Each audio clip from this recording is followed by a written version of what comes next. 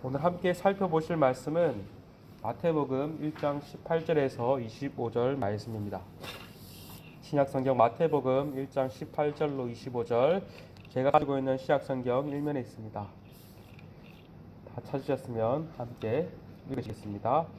예수 그리스도의 나심은 이러하니라. 그의 어머니 마리아가 요셉과 약혼하고 동거하기 전에 성령으로 잉태된 것이 나타났더니 그의 남편 요셉은 의로운 사람이라 그를 드러내지 아니하고 가만히 끊고자 하여 이 일을 생각할 때 주의 사자가 현몽하여 이르되 다윗의 자손 요셉아, 내 아내 마리아 데려오기를 무서워하지 말라. 그에게서 잉태된 자는 성령으로 된 것이라. 아들을 낳으리니 이름을 예수라 하라. 이는 그가 자기 백성을 그들의 죄에서 구원할 자이심이라 하니라.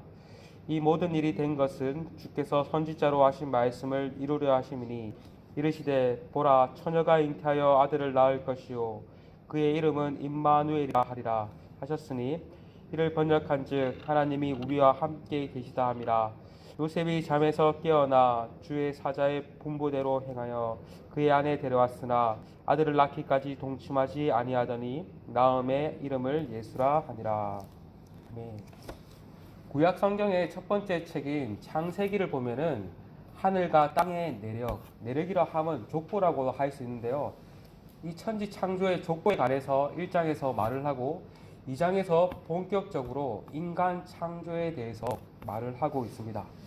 마찬가지로 신약 성경의 첫 번째 책인 마태복음 또한 예수 그리스도의 족보에 관해서 큰 그림을 그려주고 오늘 본문부터는 조금 더 구체적으로 예수님께서 어떻게 잉태하고 탄생하게 되었는지에 대한 배경에 대해서 말을 해주고 있습니다. 오늘 본문은 우리가 너무나도 잘 아는 본문입니다. 예수님의 탄생 예고에 관한 본문이죠. 그래서 성탄절 즈음이 되면은 자주 사용하는 본문입니다. 예수님의 탄생은 정말 특별했습니다. 이전에도 없었고 이후에도 없는 전무후무한 탄생입니다. 보통 남녀가 동침했을 때 생명이 잉태됩니다. 그러나 예수님은 그렇지 않았습니다. 18절은 마리아가 요셉과 약혼하고 동거하기 전에 성령으로 잉태되었다라고 말을 하고 있습니다. 이것은 예수님의 잉태가 사람에 의한 것이 아니라 하나님에 의해 된 것임을 의미하고 있습니다. 당시 유대인들은 약혼을 하는 제도가 있었던 것 같습니다. 그런데 이 약혼은 오늘날의 약혼과는 성격이 조금 달랐습니다. 결혼 전까지 동거는 하지 않았지만 사실상 법적으로 후보로 맺혀진 것으로 간주되었습니다. 그런데 문제는 요셉과 약혼한 마리아가 요셉과 동거하지 않은 상태에서 임신을 하게 되었다는 사실이 드러나게 된 것입니다. 요셉의 입장에서는 정말 기가 막힐 일이었습니다. 요셉은 무척 괴로워했습니다. 20절을 보면 요셉이 이 일을 생각할 때라고 말을 하는데 생각했다라는 말의 본 뜻은 괴로워했다라는 말입니다. 요셉은 마리아가 가늠한 것으로 생각하고 드러내지 않고 가만히 관계를 끊고자 했습니다. 여기서 가만히 관계를 끊고자 했다라는 말은 이혼하고자 했던 것입니다. 율법에 의하면 가늠한 경우 두 가지의 방법대로 처리할 수 있었습니다. 하나는 공개적으로 드러내어 마을 성읍 사람들이 돌로 쳐 죽일 수도 있었고, 다른 한 방법은 가만히 이혼 증서를 써서 이혼할 수 있었습니다. 요셉은 마리아가 공개적으로 율법을 따라 처벌받기를 원치 않았습니다. 최소한의 증인들을 세워 조용히 그와 관계를 끊고자 했던 것입니다. 그런데 이때 주의 사자가 요셉의 꿈에 나타나 하나님의 뜻을 전달합니다. 20절에 이 일을 생각할 때 주의 사자가 현몽하여 이르되 다윗의 자손 요셉아, 내 아내 데려오기를 무서워하지 말라. 그에게 잉태된 자는 성령으로 된 것이니라.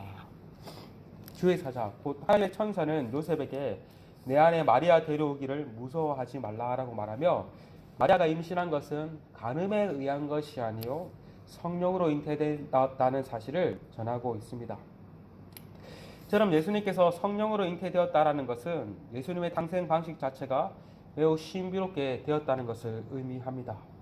예수님께서 동정녀 마리아를 통해서 완전한 인간의 본성을 취하셨지만 그렇다고 마리아가 지닌 원죄를 이어받은 것이 아니라는 사실입니다. 즉 예수님께서는 마리아에게서 인간의 본성을 취하셨지만 그 모든 일이 거룩한 성령님에 의해 이루어진 일이기에 죄로 오염된 마리아의 부패한 본성과는 상관없이 잉태되었음을 의미합니다. 예수님께서는 마리아의 태중에 잉태되었을 때부터 거룩하시며 순결하시며 성령 충만하신 것입니다. 그래서 히브리서 4장 15절은 이렇게 말을 합니다. 우리에게 있는 대제사장은 우리의 연약함을 동정하지 못하실 가 아니요 모든 일에 우리와 똑같이 시험 받으신 이로되 죄는 없으시리로다. 이처럼 예수님께서는 인간적인 수단에 의하지 않고 성령의 능력으로 마리아의 태중에 잉태되셨습니다. 예수님의 탄생은 초자연적인 탄생이었고 이로 인해 하나님의 아들이라 칭호를 얻게 되었던 것입니다. 이런 하나님의 아들이신 예수님께서는 구원자로 이 땅에 오셨다라고 말을 합니다. 21절에 아들을 낳으리니 이름을 예수라 하라. 이는 그가 자기 백성을 그들의 죄에서 구원할 자이심이라 하니라. 예수라는 이름은 당시에 매우 흔한 이름이었다고 합니다. 우리의 철수와도 같은 이름이었습니다. 히브리어로는 여호수아, 예수아, 호세아인데 하나님께서 여호와께서 구원하시다라는 뜻을 가지고 있었습니다. 쉽게 말하면 구원자라는 말입니다. 당시 유대인들은 자신들을 로마의 압제로부터 구원할 구원자 메시아를 간절히 기다리고 있었습니다. 그러나 예수님은 단순히 이스라엘을 정치적으로 구원할 구원자로 오신 것이 아니었습니다. 예수님은 어떤 것으로부터 구원할 구원자로 오셨다라고 말합니까? 죄로부터 구원할 구원자로 오셨습니다. 여러분, 예수님의 탄생이 왜 우리에게 기쁜 소식이 됩니까? 바로 예수라는 그 이름처럼 예수님께서 하나님의 택함 받은 백성인 우리를 죄로부터 구원하러 오셨기 때문입니다. 죄뿐만 아니라 예수님은 죄와 사망과 사단의 건세로부터 우리를 구원할 구원자로 오셨기 때문입니다. 죄를 가진 죄인은 스스로의 힘으로 도무지 죄의 문제를 해결할 수 없습니다. 스스로 구원을 얻을 수 없습니다. 그러나 하나님께서는 이러한 자들을 위해서 예수님을 이 땅에 보내주셨고 특별히 예수님을 성령으로 잉태하게 하셔서 죄가 없으신 완전한 인간이신 그 예수님을 통해서 우리를 구원해 주셨던 것입니다. 예수님께서는 우리의 죄를 대신해서 십자가에서 죽으시고 다시 살아나심으로써 우리를 구원하셨습니다. 마태는 마리아가 성령으로 아기를 가지게 된 것은 이어서 구약의 선지자의 예언을 성취하는 것임을 말을 하고 있습니다. 하나님께서는 예수님의 탄생 700년 전에 활동했던 이사야 선지자를 통해 이스라엘을 구원할 구원자에 관한 약속을 하셨습니다. 22절과 23절입니다. 이 모든 일이 된 것은 주께서 선지자로 하신 말씀을 이루려 하심이니 이르시되 보라 처녀가 잉태하여 아들을 낳을 것이요 그의 이름은 임마누엘이라 하셨으니 이를 번역한즉 하나님이 우리와 함께 계시다 함이라. 이사야 7장 14절에 이 구절이 나오는데 이사야 7장 14절의 예언은 구원이 오직 하나님에 의해서 주어질 수 있다는 사실을 강조한 본문입니다.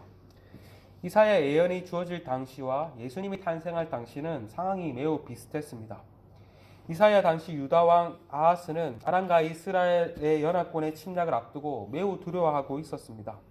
그는 하나님께 구하지 않고 아수르에게 도움을 요청했습니다. 그런데 이때 이사야 선지자는 아하스에게 아수르를 의지하지 말고 하나님을 의지하라고 말을 했습니다.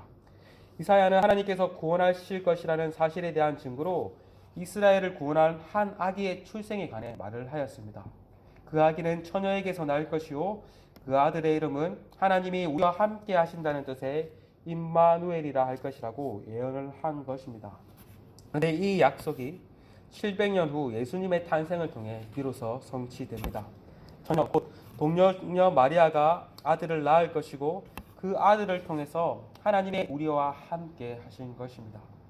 보이지 않으신 하나님의 형체가 보이신 예수님을 통해서 이 땅에 오셔서 우리와 함께 하신 것입니다.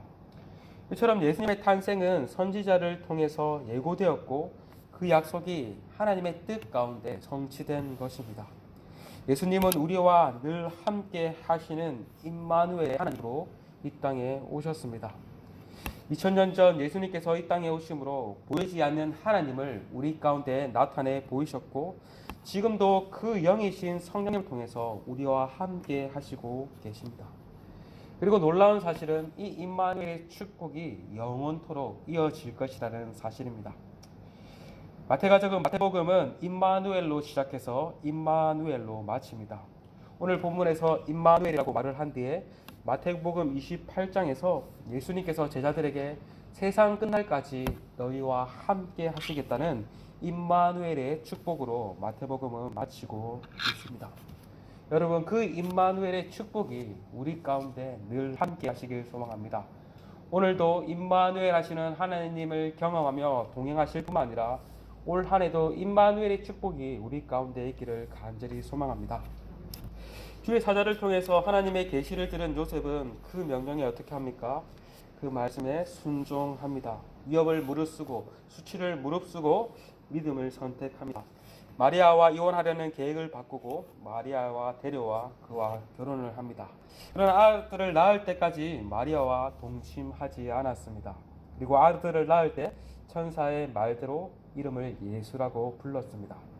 이처럼 하나님께서는 그의 경건한 백성들을 통하여 하나님의 구원 사역을 이루어 가셨습니다. 마리아와 요셉은 하나님께 선택받은 의로운 자들이었습니다. 그들은 로마의 압제하는 흑암의 시대에 하나님의 약속에 대한 소망으로 살았고 하나님께서 일하기 시작한다는 것을 깨달았을 때 인간적인 모든 생각과 계획을 버리고 전적으로 하나님의 뜻에 순종했습니다. 하나님은 경건한 남은 자들을 통해서 자신의 구원 사역을 이루어 가셨던 것입니다. 그리고 그 임마누엘 되시는 예수님께서 지금도 여전히 그의 의로운 백성과 함께 거하시면서 구원 사역을 이루어 가고 계십니다. 여러분, 우리의 구원자로 오신 예수님, 임마누엘로 오신 예수님을 오늘도 기억하시며 날마다 주님께 경배해 드리시는 저와 여러분이 되시기를 소망합니다. 지금 함께 말씀을 붙잡고 기도했으면 좋겠습니다. 오늘도 예수님의 그 이름에 담긴 의미를 우리가 조금 더 묵상하며 우리를 죄로부터 구원하시고 뿐만 아니라 우리와 함께 하시는 그 하나님을 오늘도 경험할 수 있는 하루가 될 수 있도록 은혜를 허락해 달라고 시간 함께 기도하시며 나아가시겠습니다. 함께 기도하시겠습니다.